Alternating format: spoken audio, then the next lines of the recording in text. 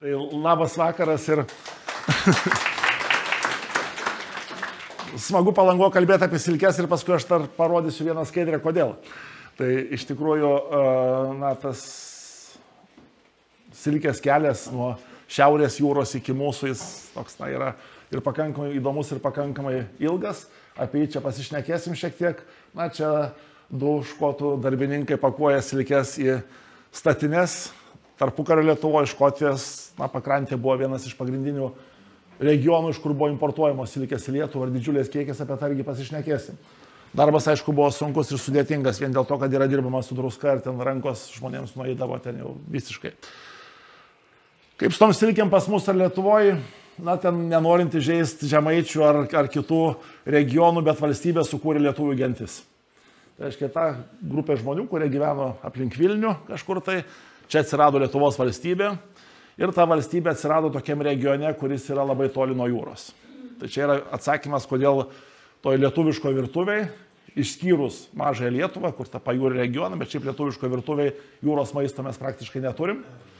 O jeigu ir buvo istoriškai, tai buvo du tokie žuvies produktai, tai buvo sūdyta silkė arba vytinta menkė, vadinta tokia stockfish. Tai jeigu kur nors keliausite ar keliavote ar būnat Norvegijoje ar ten Šiaurės Švedijoje ar kitur, to pačioje Islandijoje, tai iki šiol turi tą tradiciją vytint menkę. Šiaip labai skanus dalykas yra. Tik aišku, dabar ją vytina truputėlį tokiu, vadinkim, valgytojų draugiškesniu būdu, nes tikra vytinta menkė buvo kietumas, kaip mediena praktiškai. Ir prieš, norint ją pagaminti, ją taip savaitę iki 10 dienų reikėdavo mirkyti vandenį, keičiant vandenį, kad ji taptų kažkiek sukramtama. Tai va, o silkė, tai kaip silkė. Gėlavandenė žuvis pas mus buvo visada gėlavandenė žuvis, jeigu reikia žuvies. Ir kai kalbam netgi apie patį žodį, tai žodis silkė, ko gero, yra perimtas iš švedų skandinaviškų kalbų, nes lietuvių kalboje tokio žodžio nebuvo, nes mes neturėjom tokio produkto. Ir spėjama, kad, sakykim, tai yra, kažkur tai gali būti greičiausiai tiek kuršiškas, tiek prūsiškas, tiek latviškas, lietuviškas pavadinimai, keliauti iš kažkur tai švedų kalbos silaka, kuri reikštų, žodžiu, taip vadinkim, silkę arba tą žuvį sūriame vandenyje. Nes vėlgi mes žinom, kad kai yra sūdoma, tai nors druska yra beriama sausa, bet statinėje jį ištraukia drėgmę ir ten praktiškai, kai mes jau atsidarom statinę, tai silkė būna sūriame vandenyje.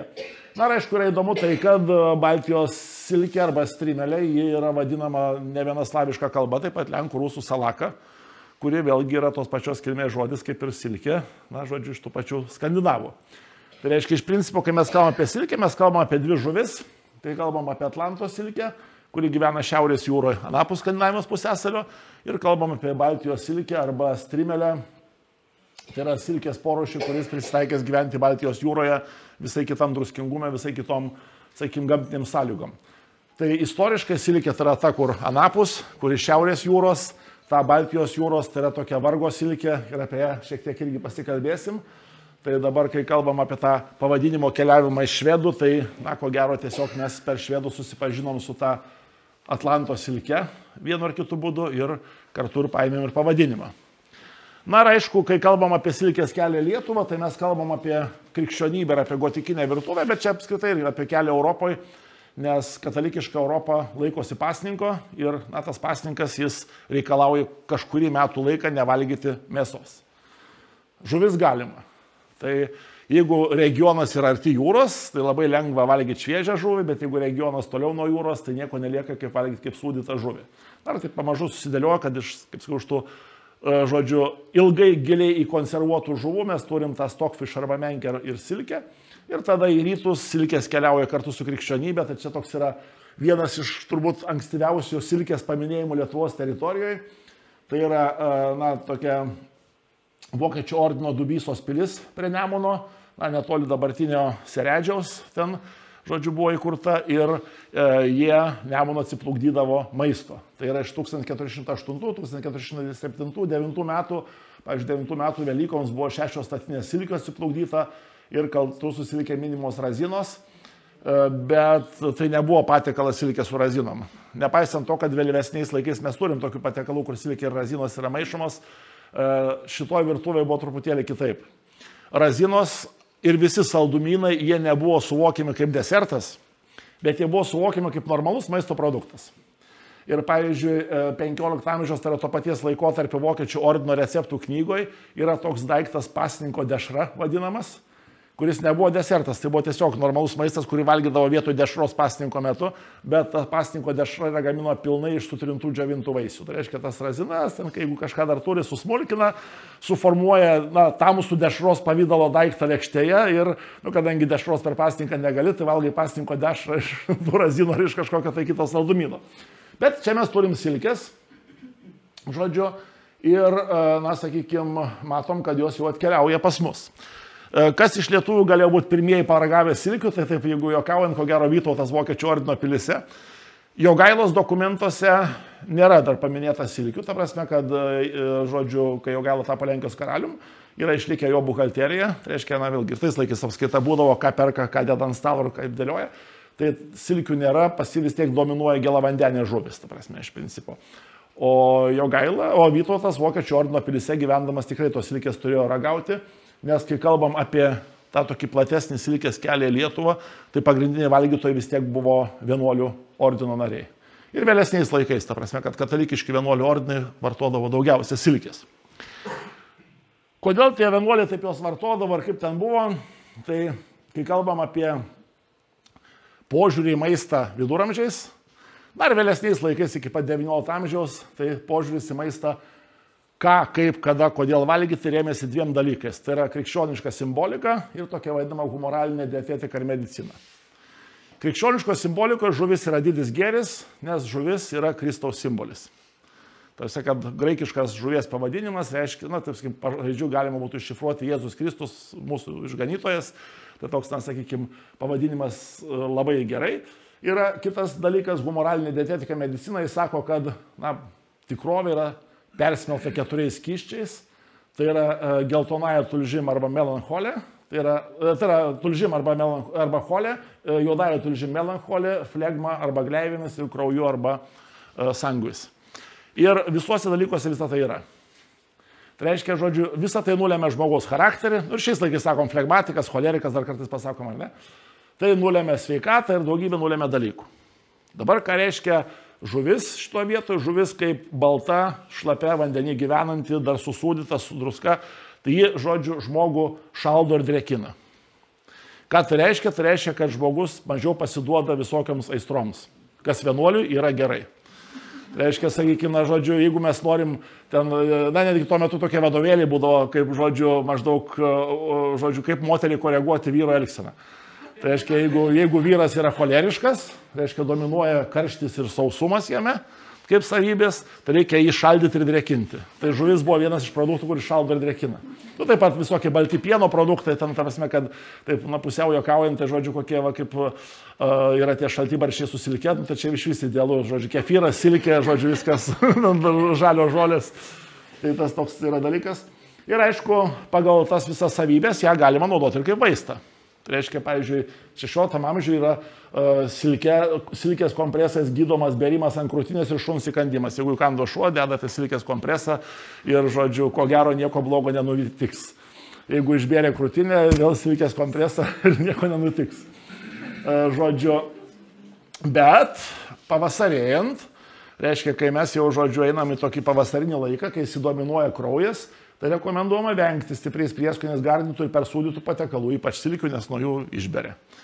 Tai tas, kad, sakykime, ta humoralinė medicina reguliavo visą žmogaus gyvenimą. Dar ten rasim iki pat 19 amžiaus daugybę visokių vaistų, kurie gaminami su silke. Tai čia, pavyzdžiui, žodžiu, kaip sakykime, vaistai nuo, tarkim, vadindavo tų, sakykim, sausgyslių sudžiūvimas. Matyt, kažkoks ar reumato buvo, ar kažkoks, tai mes mums sunku pasakyti. Tai reikia paimti sūdytos silkės, sutrinti ją ir pasidaryti tokį, žodžiu, kaip pleistrą, kurį kaip kompresą dėsim ant tos, žodžiu, vietos pažeistos ir, turėtų būti viskas nuo to gerai. Karštinę buvo galima gydyti silke, tai paimam 2 silkės sūdytas, rūtos, žodžiu, lapelių, kiekvieno po saują, krieno šaknų, na, žodžiu, viską sutrinam, pasidarom vaistus ir, žodžiu, taip pat darom pleistrą ir nuo karštinės žmogų šaldom tokiu pleistru, kuris, na, turėtų atseit šaldyti.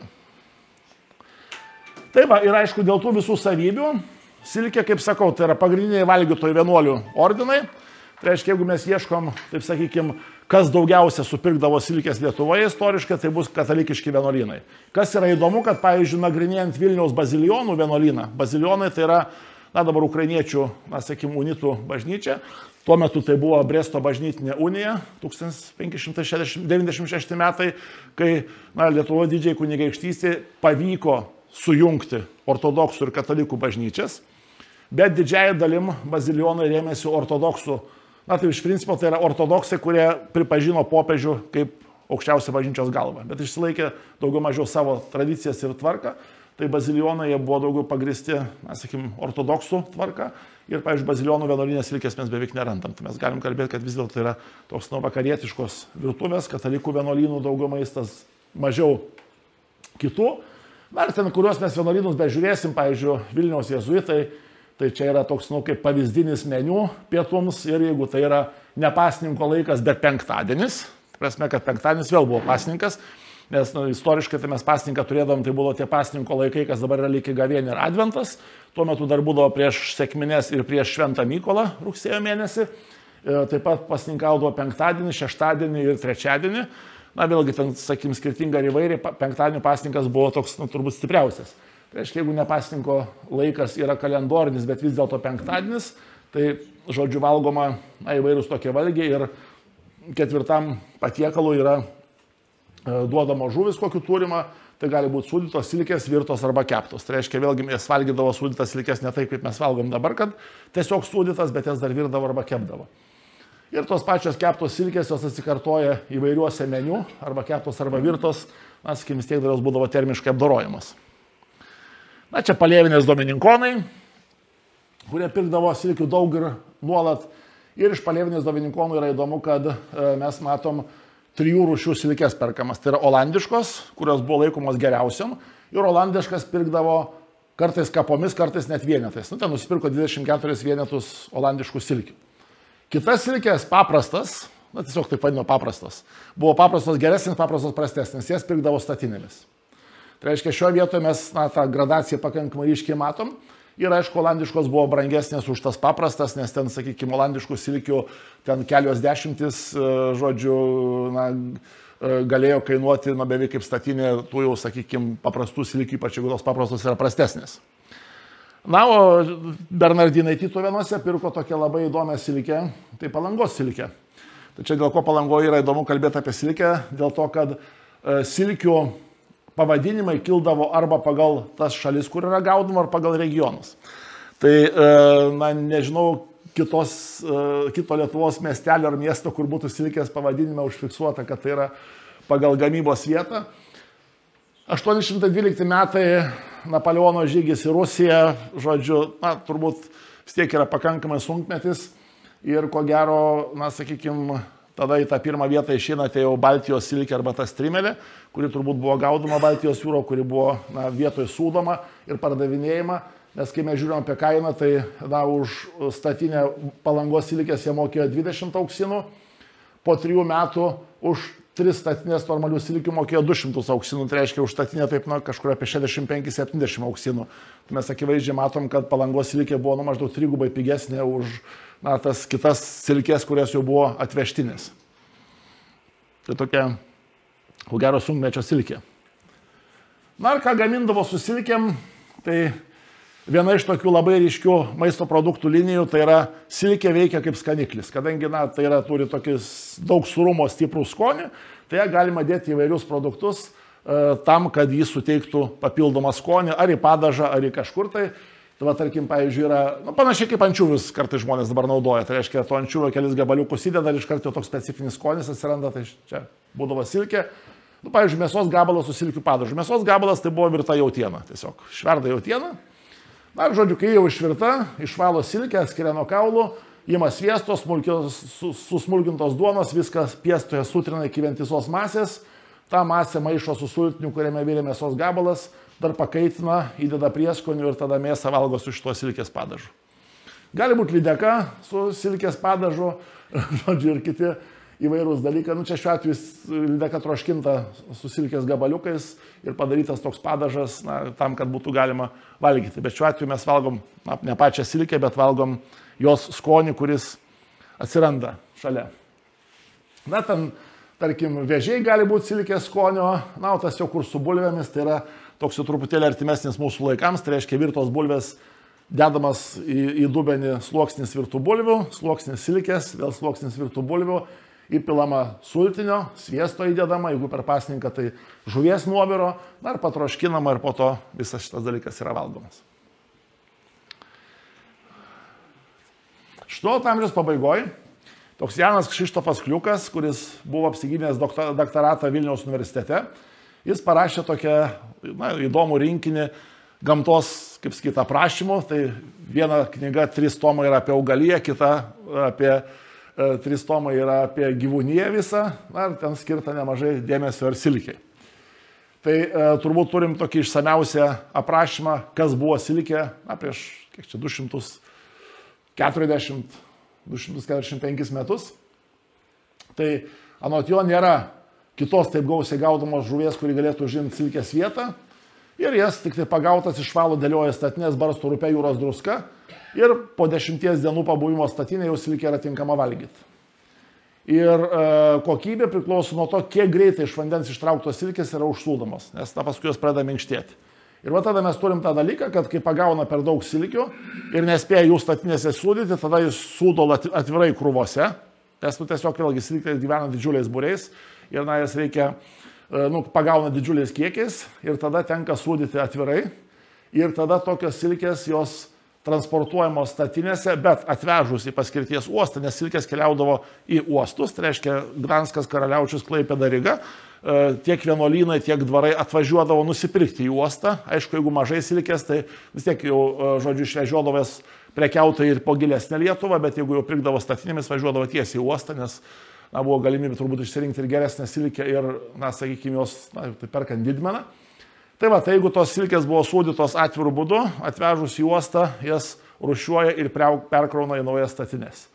Tai aš taip, jeigu spėjant apie tą Klaipėdos įrenginį, kuris buvo, tai galėjo būti viena iš paskirčių, būtent tas atvežtas, pavadinkim, prastesnės silkės, kurios atvežamos ir kurias reikia perkrauti, tai perplauti, rušiuoti, sudėlioti į naujas statinės. Ir Kliukas rašo, kad gali taip nutikti, kad jeigu prastai sudėliota ten kokioje Olandijoje ar kažkur, tai iš 12 ar 13 atvežtų statinių perinkus gali išėti tik tai 11 statinių.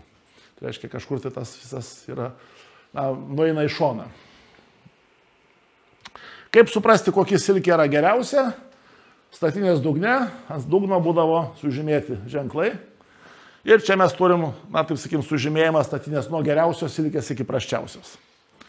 Tai reiškia, geriausia silkė yra ta, kuri yra, žodžiu, tos vadinamos olandiškos maikens. Ir A raidė rodo aukščiausios rūšies maikens silkę. Žodžiu, tada B prastesnė, C dar prastesnė. Tada, žodžiu, kita rūšis silkių būdavo tos, kurios pagautos su ikrais ir pieniais. Ir vėl D, E, F, tai, žodžiu, jau prastesnės už tas geriausias, bet vis tiek dar neblogos. Toliau, sakykime, žodžiu, tos, kurios uoste perinkinėdavo, buvo žymimos G, H, I ir K raidėmis. O tos, kurių visai neperrenkam, tos jau pačios prasčiausios, tai būdavo žymimos L raide, herbų miesto, kuriame supakuota ir, tokiais ženkliukais. Tai jau šitas reiškia, tiesiog jau, žodžiu, tu perki tokias, kokias turi ir čia, taip jeigu įsivaizduota Palėvinės vienuolyną, kur paprastos buvo prastesnės, tai aš taip įsivaizduočiau, kad paprastos prastesnės kažkur tai ir būtų tas su to L raide pažymėtos silkės. Kas garsėjo Kliuko laikais, tai aišku, olandiškos geriausios, švediškos ir daniškos prasčiausios.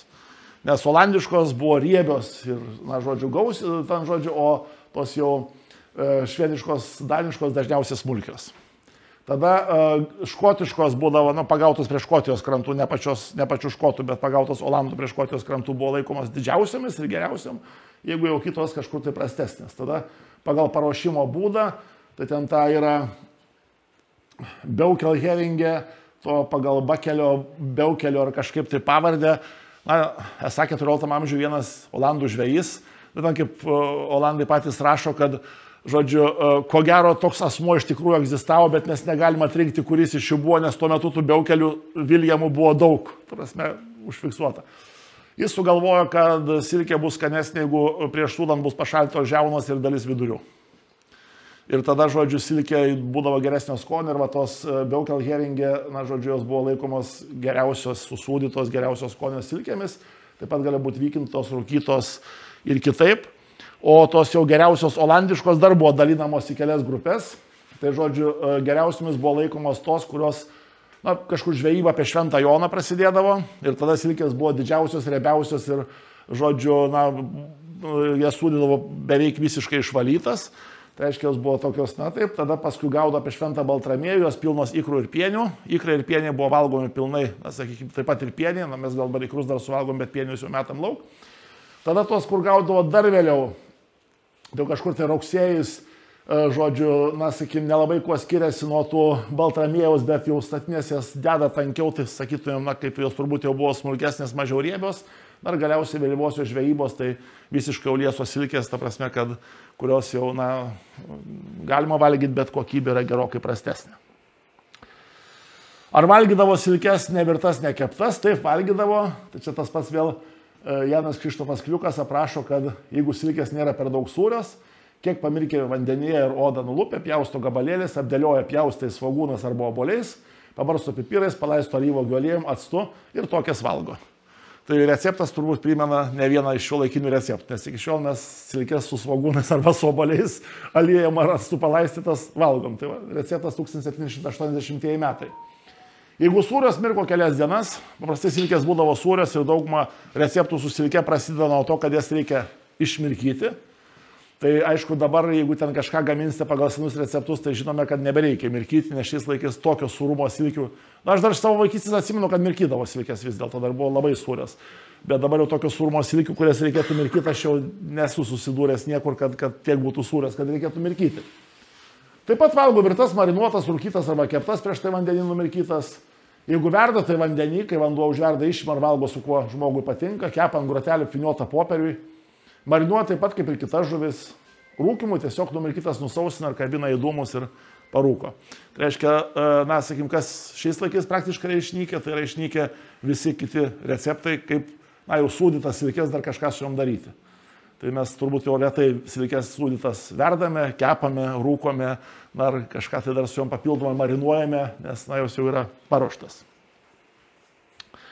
Aišku, klausimas apie silkių laikymą, tai čia iš Vilniaus laikraščio patarimas yra, kad sūdytų produktų negalima ilgai laikyti alavuotose induose, žodžiu, nes, reaguoja, taip sakim, su alavu ir dėl to, žodžiu, silkės, sardines ir kitas sūdytas rūšis, taip pat, žodžiu, alyvuogės, raugintus agurkėlius, žodžiu, reikia laikyti porcelianinėse arba moliniuose induose ir su jais tik tai patiekti, bet ne alave.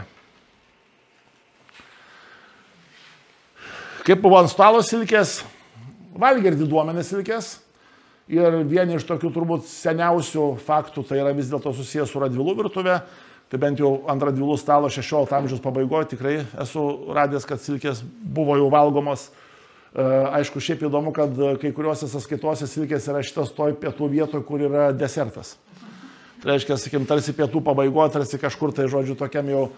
Nes tuo metu desertui sūriai buvo teikiami, tai ten, sakykim, nežinau, jeigu turit parmezano sūrio, kažkokia silkė su kažkuo tai, ten po to kažkokį tai šviežią vaisių, gal visai ir neblogas desertas gaunasi pietų pabaigoje. Bet čia kunigaikštis valgė sriubą, tai reiškia vėlgi penktadienis, mažiau mėsos, daugiau žuvies, silkė išlenda vėlgi tas pats kaip pasninko valgis. Aišku, kunigaikštis paskui neišlaiko ir baigėsi pietus angliškai paruoštą avieną, porą kurapkų, kepta puliarda, tai yra, žodžiu, sterilizuota ir labai riebia višta. Ta prasme, bet pradžia yra tokia pasninkiškai įkvepianti, tai yra barščiai su silke ir ausytėmis, ausytės maži kolduniukai tokie, žodžiu. Tada, žodžiu, miltiniai kleckai, parūkyta lydeka su perliniam kruopom, ta stockfish arba ta vytinta karpis, ungurys, ta prasme, kad tos žuvis tokios yra. Dabar, kaip atrodėte barščiai, tai Barštis tai yra laukinis augalas. Tik tai nepainiokim su Sosnovskio barščiu. Jeigu sugalvosite barščius rinkti ir valgyti, tai reikia labai gerai pažinti augalą. Ir dabar auga tie valgomi barščiai Lietuvoje yra. Tai prasme, kad juos galima rinkti, bet tai yra laukinis augalas, kuri, žodžiu, sakykime, iki pat dar 19 amžiaus buvo renkamas valgomas net ir dvare. Tai barščius užkaisk vandenyje. Numrikytos silikės įdėk, kmynais pagardink ir tokius išvirk. Jeigu nori, dar gali užbalinti migdolais, migdolų pienu. Tai toks labai aiškus pasninkinis valgis. Ir va tie barščiai su silke, jie eina labai toli ir labai ilgai. Ta prasme, kad silkė kaip skoniklis barščiams, nes tarsi per pasninką negalima valgyti nieko. Tai ką, vandenį su lapais valgyti. Kažkaip, reikia kažkokio tai skonio.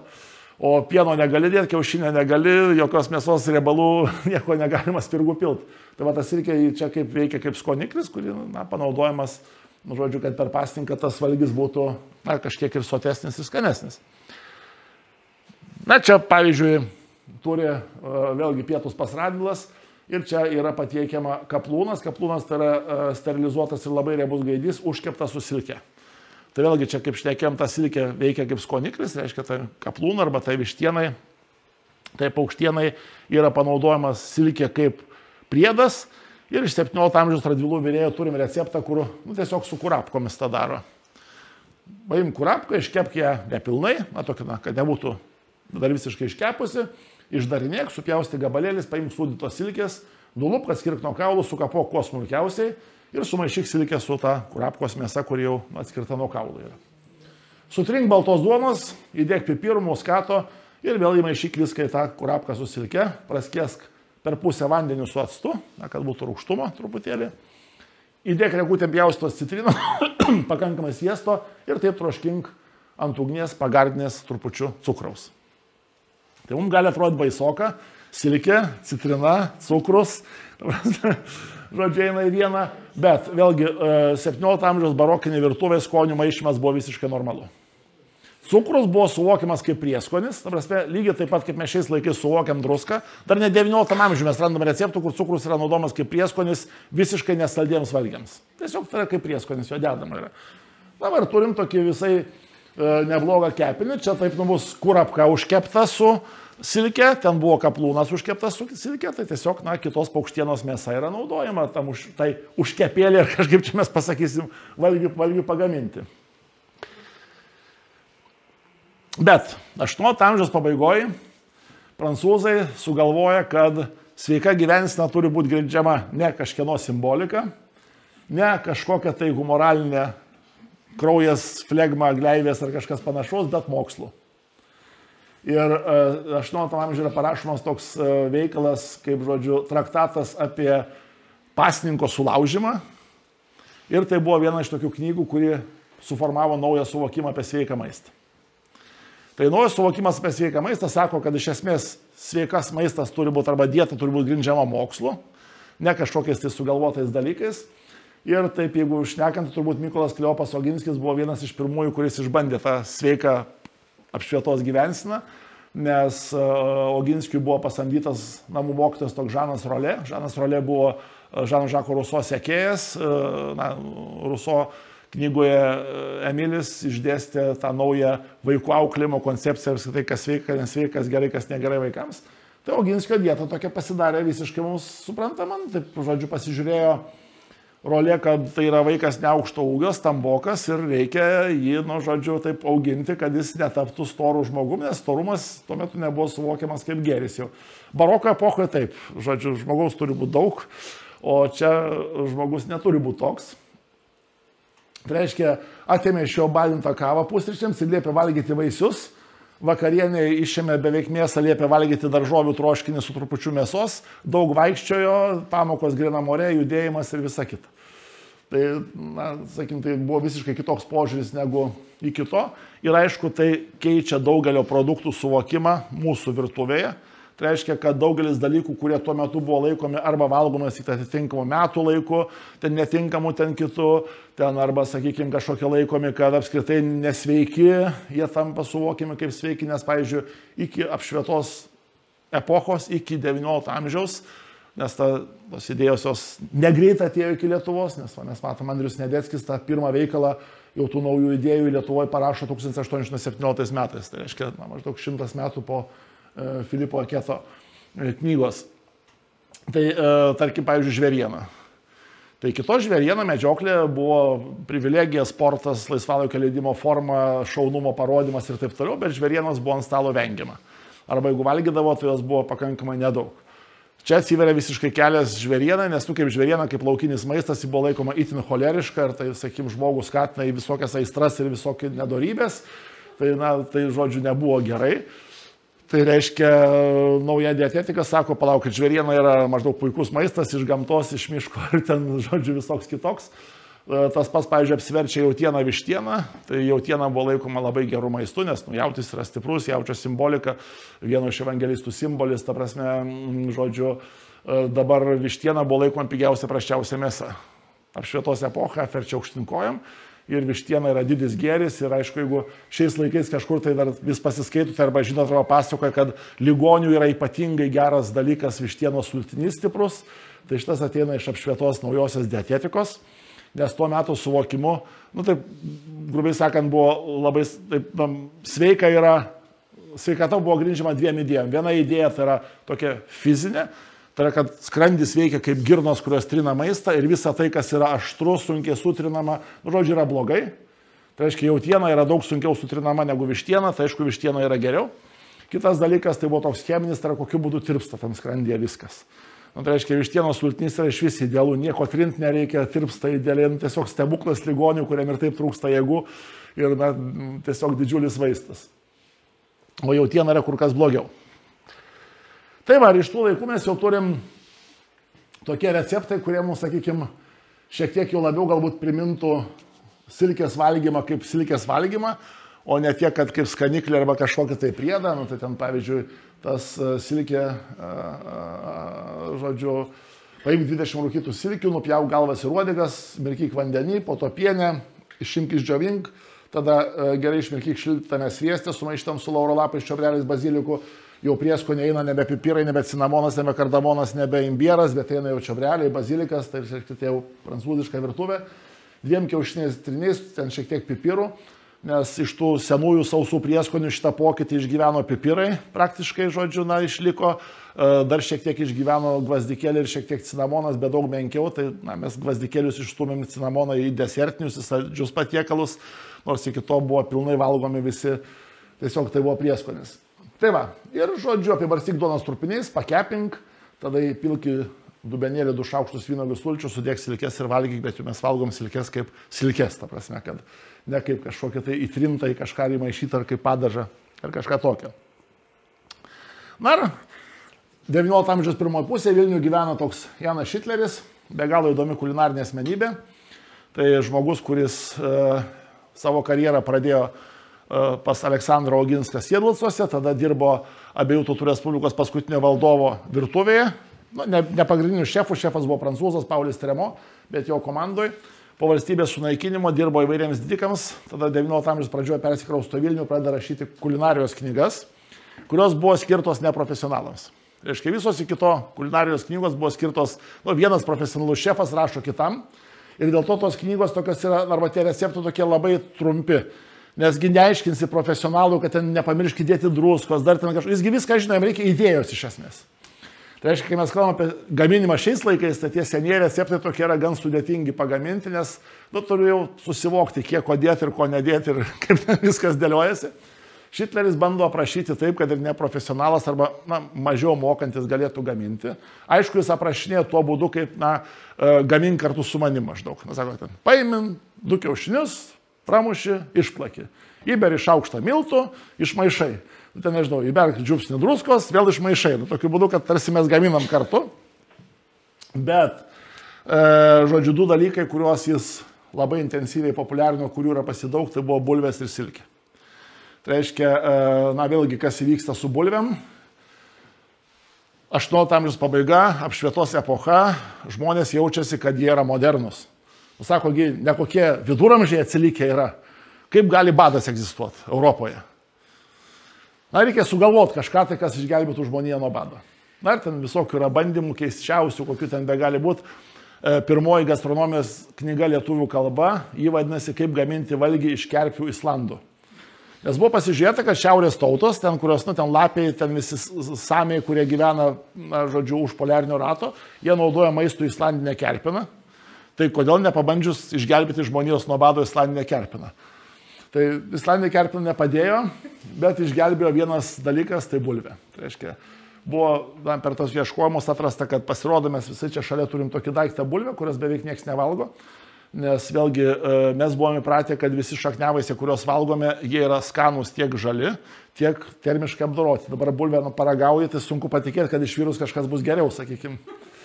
Tai ta prasme, kad buvo surasta bulvė. Ir, kaip tuo metu Šitleris populiarino receptus, bet Vilniaus universiteto profesorius Stanislavas Bonifacas Jundzilas ten parašė tokį atskirą tekstą apie bulvę populiarindamas. Tai anot jo tai yra antroji apvaizdos geriausia dovana žmonijai, po grūdų, po javų, nes javai tai yra pirmoji, čia antroji. Ir ten tokia agitacija, tokia kartais gali pasirodyti taip, tokia keistoka, bet aišku, tiem laikam visiškai suprantama. Sako, įsivaizduokit, jeigu priešo kariuomenė perėjo per javų lauką, nieko nebeliko. O jeigu per bulvių lauką, vis tiek dar kažką nusikasi po to.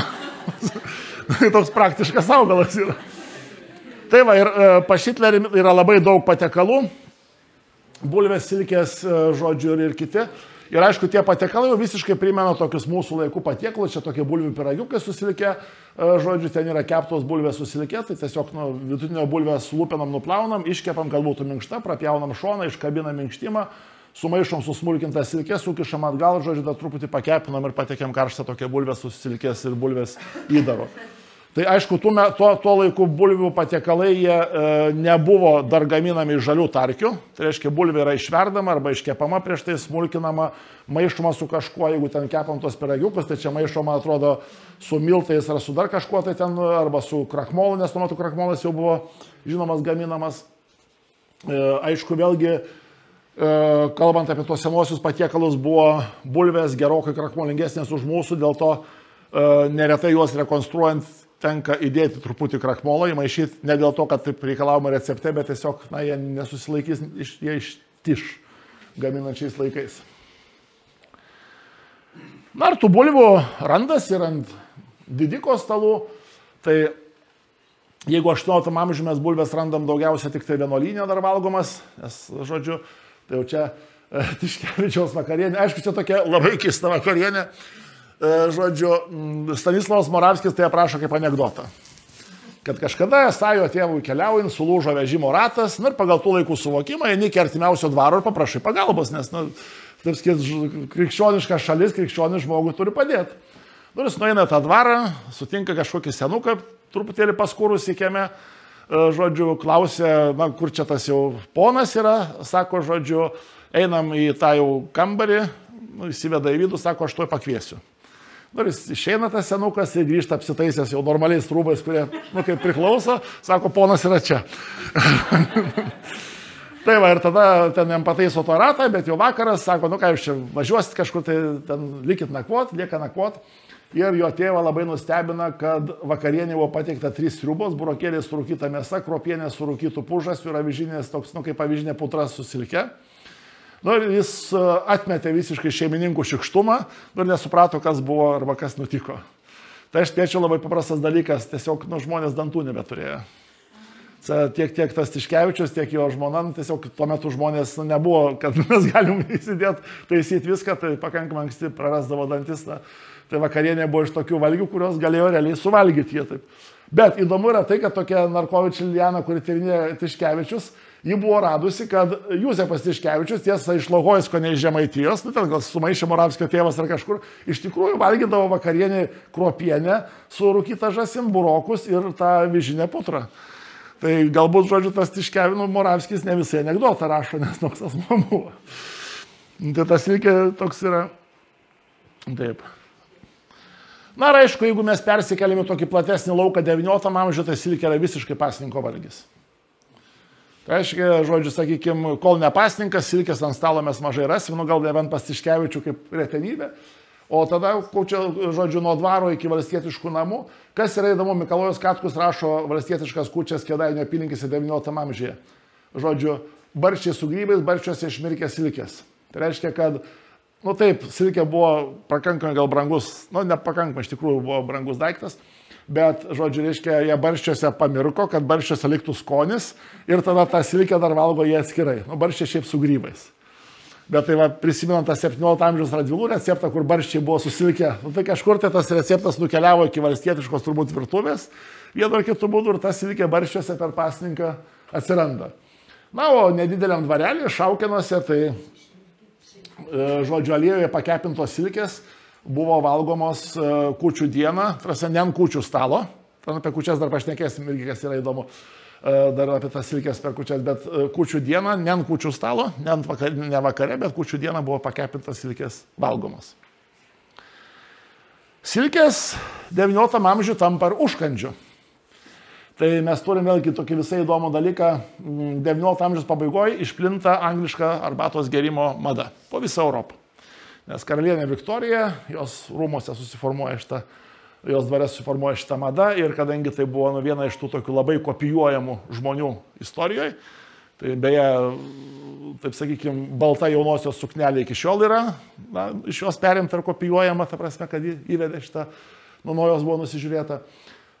Tai kad yra specialūs kambarėliai, arbatos gerimas, bet tas vakarinis arbatos gerimas, jis nebuvo toks jau tik tai arbatos atsigerimas. Tai, pavyzdžiui, čia tokia iš 19 amžiaus vidurio yra, vadinkim, kaip čia, tipinis meniu, kuris turėjo būti arbatos gerime. Tai reiškia, mes turim grietinėlę, nu, grietinėlę arbatą pildavo, nes angliškas arbatos gerimas yra su pienu arba su grietinėlė.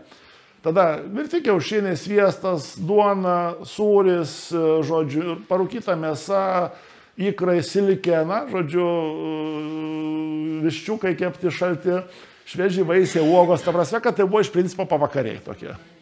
Bet čia nebuvo tik tai, kad arbatos išgerimas.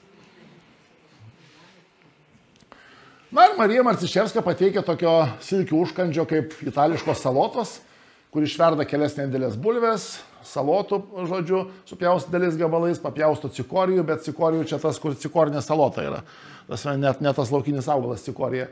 Žodžiu, smulkesniais lapeliais paima porą negių, marinuoto ungurio, 2 silkes, viskas supjausto salotiniais sluoksniuoja su garbanotom salotom, pasūdo, pašlaksto actu, alyvo galiejom, apibarsto rėžiukais, toks yra augalas, smulkiai kietai virtų kiaušinių ir pateikia ant stalo, tai toks, nu, kaip vinegretas mūsų suvokimu būtų ar kažkas tai panašaus.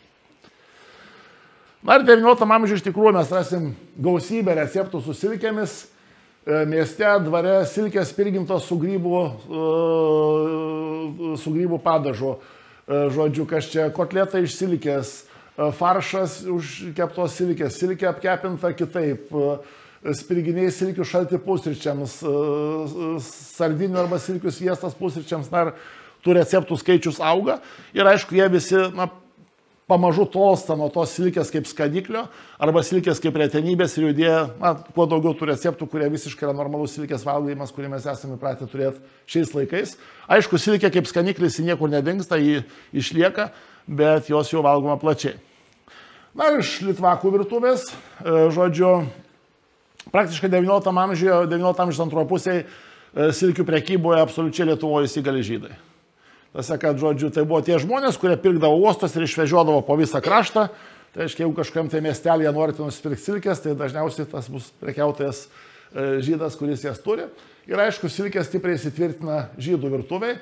Na, mes vartojam žodį foršmakas, bet tai nėra teisingas, litvakai niekada nevartojo to žodžio.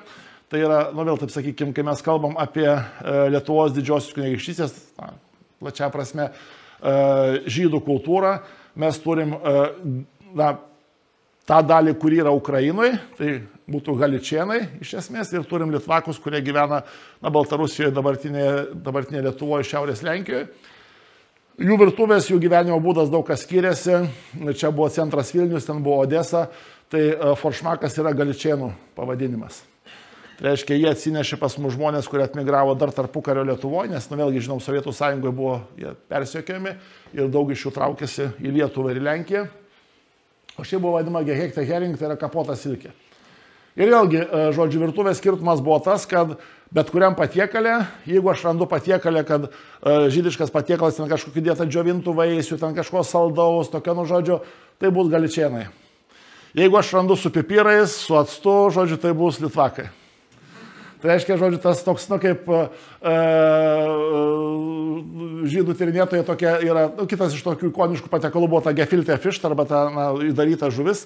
Tai ten tokia vadina gefilte fish line, tai yra tos kimštos įdarytos žuvies linija, kuri realiai skiria tas virtuvės. Nu, pagal tą žuvį irgi. Tai va, ir taip rašo apie Amerikos, žodžiu, žydų šeimą, kad rasų šeima, kuriai priklausė patraukli parduotuvė, buvo išdidų žydai kilę iš Galicijos. Jie gamina kapotas silikas pridedant tik rūgštaus žalio obuolio ir nieko daugiau. Mano močiutė iš mamos pusės, kurie tėvai buvo kilę iš Tetlo netoli Minsko, buvo iš Litvakė. Jie ruošė kapotą silikę su smulkintų kietai virtų kiaušinių, kaip vienintelių priedų ir nieko daugiau. Žodžiu, tie su obuoliais, tie su kiaušiniu. Na dabar mes tą vadinkim foršmakas yra su obuoliais ir su kiaušiniu, mes jau šiais laikais jau sumaišyta yra, bet ten labai buvo aišku, kad jeigu ateini namus ir silkė su kiaušiniu, tai bus litvakai, jeigu su obuoliu, bus galičienai.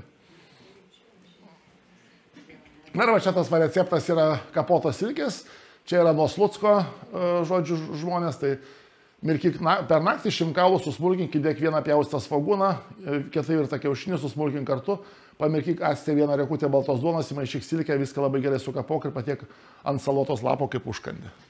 Tai tada sakė, kad šio vietoje mes turim variantą be obuolio. Aišku, vėlgi ten vieną žydų patarlę apie vištą tą sako, bet tą galima pritaikyti būtų ir silkiai, kad, žodžiu, maždaug silkė yra brangi. Tai jeigu nori vieną silkę visą šeimą pamaitinti. Nu tai va čia patiekalas. Primaišai ir to, ir to, ir to, ir to. Silkė veikia kaip skaniklis, žmonės turi duonas, na vėl taip. Sakykime, kodėl daugelis žmonės patiekalų anksčiau valgydavo su duona, tiesiog taip yra daug skalsiau ir sočiau. Tai va tokiu būdu tu vieną silkę gali pamaitinti visą šeimyną. Na, 19 amžiuje jau silkėmis nebegydo žmonių, bet kaip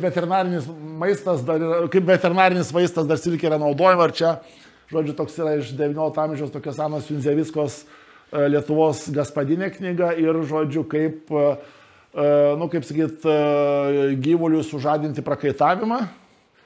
Ten dėl kažkokių ten lygų yra, žodžiu, tai irgi paima 100 silkių, sauso pelyno, ajero šaknies, žodžiu, ten kitų yra valgomosios salietros, sieros, kadagio uogų, česnako, svogūno, na viską tą sumaišo ir, žodžiu, sukelia gyvulių prakaitavimą, jeigu to dalyko reikia. Na ir atkeliavome 19 amžiaus pabaigą, pirmą gastronomijos knygą lietuvių kalba. Liudvikos Didžiulienės žmonos Lietuvos gaspadinė. Nei vieno patiekalo iš bulvė, nei vieno patiekalo su silke. Didžiulienės programoje silkių nebuvo. Kodėl? Todėl, kad silkė vis tiek buvo daugiau miestietiškas maistas laikomas. O Didžiulienės programa buvo pagrįsta tą idėją, kurią beje perėmė iš Hitlerio, ko gero. Tai yra, kad žmogus kaime gyvenantis, ūkyje gyvenantis, o vis tiek didžioji Lietuvos dalis žmonės gyveno kaime ir ūkyje, jis neturi bereikalingai išlaidauti. Tai reiškia, žodžiu, receptai turi būti grindžiami tuo, ką žmogus gali gauti iš ūkio ir kad kuo mažiau jam reikėtų pirkti. Tai reiškia, sakykim, ten koks nors, nežinau, ten kapa kiaušinių, viskas gerai. Ten, nežinau, žodžiu, kažkoks tai sviesto, viskas gerai. Prieskoniai pirktiniai, jų nebereikia, nes, o kam žmogų bereikalo išlaidauti. Tas turi būti pagrįsta tai, ką tu turi iš savo ūkio ir ko ūkis turi. Tai, pavyzdžiui, netgi labai yra įdomu, kad, tarkim, pirmąjį bankukino receptą pateikia Šitleris. Tarpukario Lietuvoje labai išpopuliarėjo bankukino kepimas, visos šeimininkių kursai visur jis yra kepamas. Recepto skirtumas yra paprastas. Pas Šitlerį yra nemažai dedama cinamono, gvazdikėlių ir kitų perkamų prieskonių. Tarpukario Lietuvoje bankukinas praranda prieskonius. Nes kiaušiniai gerai, sviestas gerai, grietinė gerai, miltai gerai, viską mes iš ūkio turim, galim gauti, kam prieskonius dėti. Dėl pas Didžiulienį mes to neturim. Bet tose receptų knygose, kurios buvo tokios daugiau miestietiškos, pavyzdžiui, čia tokia jaunoms šeimininkėms dovanėlė Vilniuje išleista, mes silkių receptų turim. Tai yra kaip laikyti, marinuoti, rūkytos silkės, nes, žodžiu, kaip laikyti silkės, gerai išmirkius silkės, apipilti jas alum, išvirintam su paprastais pipirais, angliškais pipirais, angliškai tai kvepiantieji pipirai ir babkiniais lapais, tai čia lauro lapai. Ir užpils ant viršaus alyvos, alyva tai yra alyvuogių aliejus, uždengti gerą indą, šalto, bet sauso vietos silkės gali ilgai išbūti ir skanios ėsti, valgyti. Alyvuogių aliejus, na žodžiu, kaip sakim, tai yra hermetikas. Iki VEK firmos išpopuliarėjimo, sakom, vekuoti, ar ne, arba vakuoti. Taip? Tai VEC firmoje sugalvojo hermetinius stiklainius. Tai išpopuliarėjo tarpukario Lietuvoje, kitų yra stiklainis, su guma, uždaroma, dedama į puodą, kaitinama ir visiškai hermetiškas. Iki to hermetizavimo būdas buvo užpildyti riebalais. Tai aliejus mums nelabai būdingas, bet čia kadangi vis tiek taiko silikės pasninkas, tai taukais ne visai išeina turbūt užpilti. Pas mus buvo dažniausiai žąsies taukai naudojami arba kiaulės taukai, tai reiškia net ir uogienę padarius, jį sudedama į stiklainį, užpilama taukais, taukai sustingsta, uždedama kažkokiu tai dangteliu, kad pelės nenugraužtų tos taukų, nepragraužtų to taukų sluoksnio ir ta uogienė taip hermetizuojama yra. Lazdynų pelėda, žodžiu, savo gastronomijos knygoje irgi daug silkių patiekalų. Lazdynų pelėda nusirašinėjo nuo Vincentino Zavadskio šiaip jau tą knygą. Tuo metu nusirašinėti buvo pakankamai būdinga. Tai, sakykime, jeigu Liudvika Didžiulienė žmona, kaip ir Šitleris, ji buvo pati labai gera šeimininkė ir pas ją receptą yra jos pačios daryti, išbandyti. Tasme, ji nenusirašinėjo. Nors, iš kur jau ji ten gavo tą receptą, tai kitas klausimas, bet jie nešė receptą į knygą iš savo virtuvės. Vincentina Zavadska, ji, tikrai buvo irgi nebloga šeimininkė, kaip ir Lazdynų pelėda, bet didelė dalis receptų buvo surinkta iš visur. Tai Lazdynų pelėda irgi nusirašinėjo ir kas yra įdomu, kad pas ją mes dar turim, nors 1911 metai, bet turim tokių daug receptų, kurie atkeliauja ten nuo 17, nuo 18 amžiaus, ten tas pats silkių padažas prie mėsos gabalo, apie kurį mes šnekėjome, mėsos gabalas su silkių padažu. Tada ten, žodžiu, kur čia buvo silkių sviestas, jis yra pas Šitlerį. Tada bulvės užkeptos su silke. Ta prasme, kad tokie patiekalai, kurie eina iš pakankamai toli, bet per vieną, per kitą knygą jie vis dar keliauja ir, na, sakim, būna istorija ta pati kepta vištiena su silke, kur ten buvo Radvilų virėjo 17 amžiaus kurapkos keptos. Tai nepaisant to, kad iš principo tarpukario Lietuvoje buvo įgyvendinta Didžiulienės programa, bet silkėms mes neatsilaikėme. Tai čia yra, žodžiu, tokia, kaip aprašymas, iš kolonialinių prekių populiariausias buvo silkės. Žodžiu, ir ten, žodžiu, randam lietūkio pasididžiavimą, kad, ūkininko patarėjas, neužilgo artinasi naujo vasarinio gaudimo silkių importas, nors dar lietūkio sandėliuose yra žieminių silkių. Tačios jau baigėsi, o birželio pabaigoje tikime sulaukti pirmųjų laivų su vasariniam silkėm iš Lerviko, Škotija. Vėliau jau didesnėms siuntoms silkių bus gauta iš Peterhead irgi Škotija. Lietūkis turi labai gerus tiesioginius ryšius su silkių gaudytojais Anglijoje. Šiemet Lietūkis numato įvežti ir parduoti 400 000 statinių silkių. Na tai, taip sakykime, turint galvoje, kad buvo nepilni 3 milijonai gyventojų Lietuvoje, tai 400 000 statinių atrodo įspūdingas skaičius. Tai čia vien Lietūkis, tai jas importuodavo ir kiti. Na, vėl tie patys škotai, čia iš Peterheado, kaip tik, žodžiu, silkių fabriko.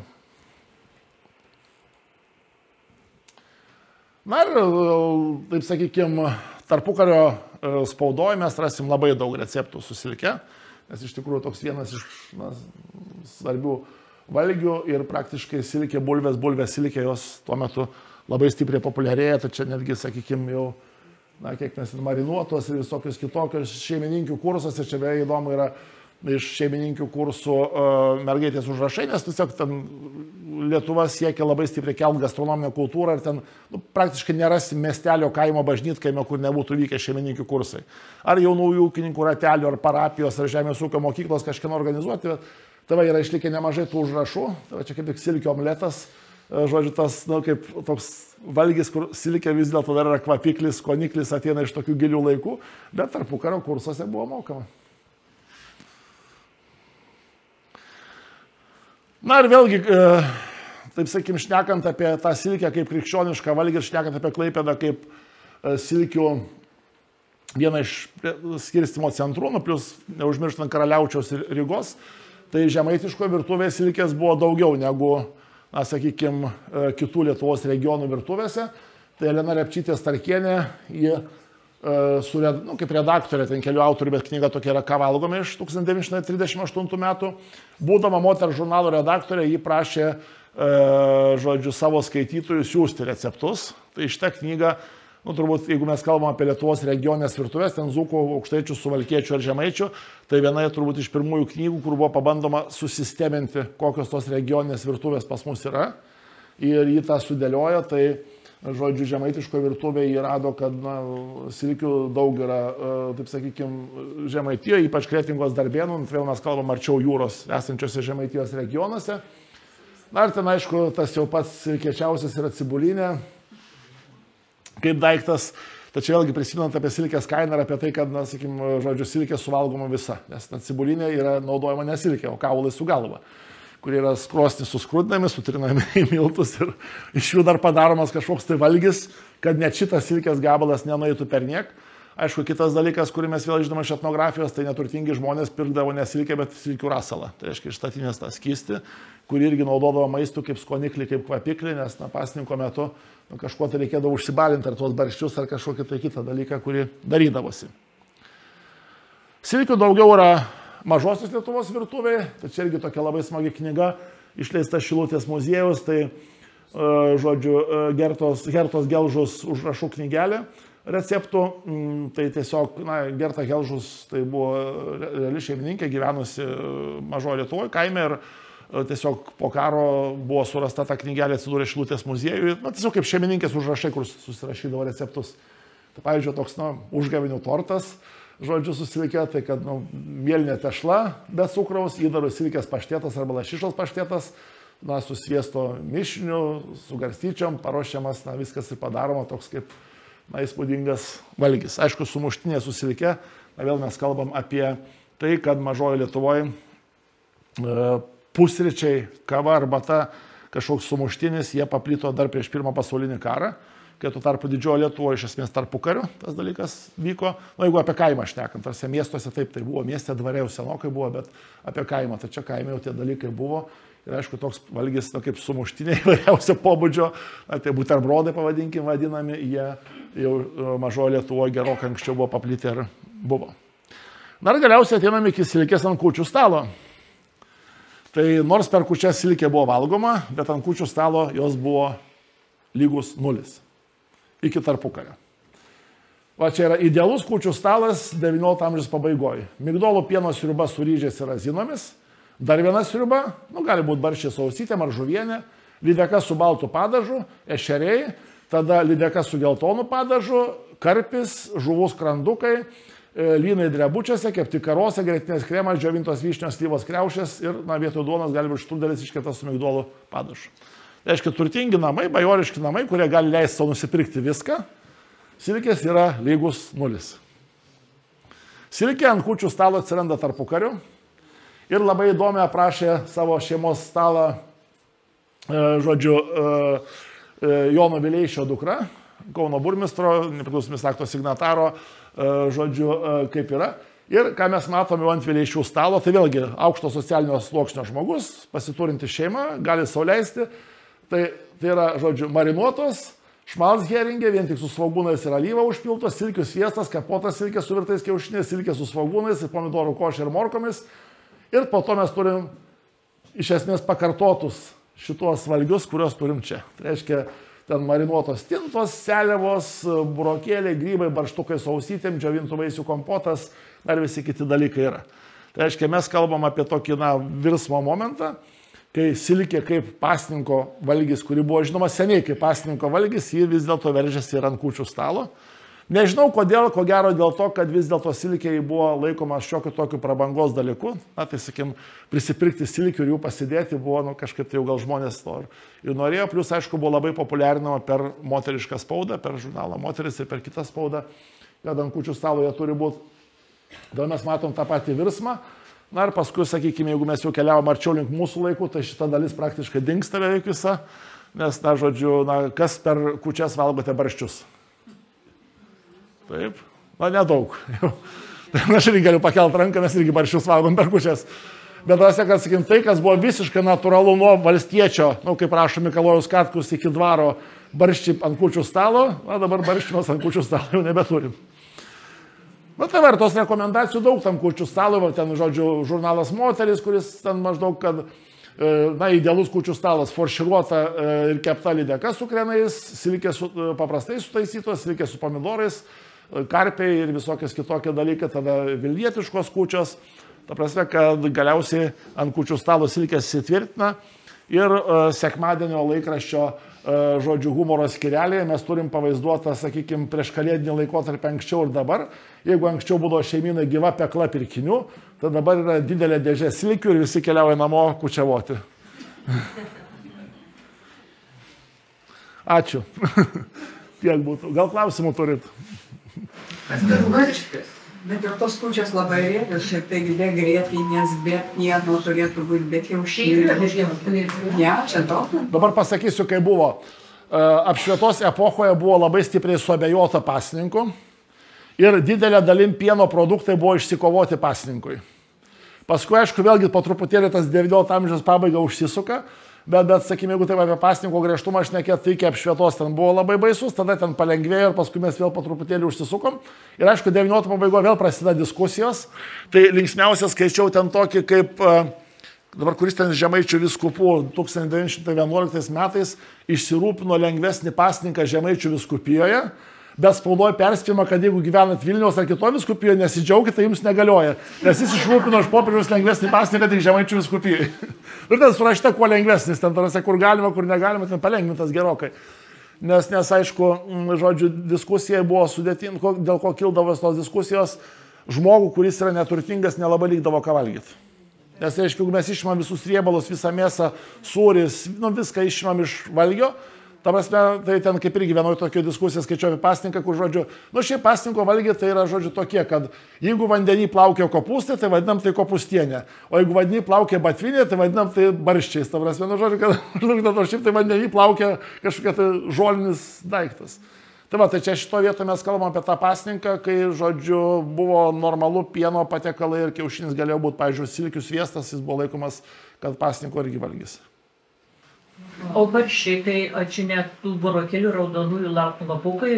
Dabar taip, pirmieji barščiai tai yra laukinis augalas, paskui juos, kaip pakeičia batvinė. Batvinė yra barščio atmaina, kuri daroma iš, gali būti pirmiausia tų pašarinių burokų, baltųjų lapai, o paskui jau raudonųjų. Nes pas mus buvo labiau daroma iš baltųjų burokų, tai jeigu ten 19 amžiuje batviniai, tai iš principo receptai lygiai tokie pat kaip barščiai, tik tai dedama ne laukinių barščių, ne laukinių žolių, bet dedama jau tų burokų stievai su lapais, bet dažniausiai bus pašarinė, tai yra baltieji burokai. Nes vėl taip sakykime, jeigu šnekėt apie raudonosius burokėlius, tai reiškia mes turim, vėl taip šnekant, jeigu tu augini baltuosius burokus, tai bus ir kiauliai, ir savo, ir žodžiu gyvūnų, visiems ten žodžiu bus. Raudonieji burokėliai, tai reiškia, turi paskirti žemės sklypą vien šeimai žmonėms.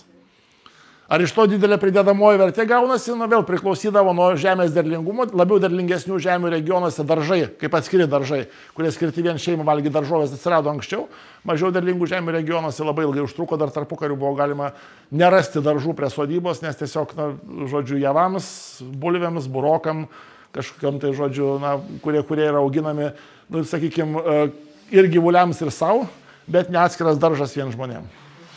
O bulvė masiškai paplinta kada? Tarpukariu. O labiausiai įsitvirtina sovietmečiu. Nes ta prasme, kad tarpukariu mes jau turim receptus ir cepelinų, ir bulvinių blynų, ir kugelių, tas, kad tie receptai jau mums yra žinomi, bet tai buvo vienas iš daugelio valgių. Bet sakykime, tas, tai tarkim, tų daugelio kitų valgių nunikimas, jis įvyko sovietmečiu, tiesiog dalis dėl to, kad trūko ingredientų, tiesiog visko trūko. Tas, kad nebuvo iš ko pagaminti ir ten, sakykime, dalis dėl to, kad, sakykime, tai buvo, pavyzdžiui, vėl kaip išpopuliarėjo bulviniai patiekalai. Sovietmečiu buvo dalis patiekalų atrinkta į tą oficialų obščepito sąrašą viešojo maitinimo ir jie buvo populiarinami kaip, lietuviški, sakykime. Tai taip jau gavosi, kad buvo atrinkta dauguma bulvinių, tiesiog nes juos buvo galima pagaminti. Įdomu yra tai, kad, pavyzdžiui, ankstyvuose obščepito sąrašuose 55 metų dar buvo jautienos zrazai. Bet jautienos zrazam reikia geros jautienos mėsos, kuri išmušama ir taip toliau, ir taip toliau. Tai paaiškėjo, kad tai nerealu yra realizuoti ir jie dingo.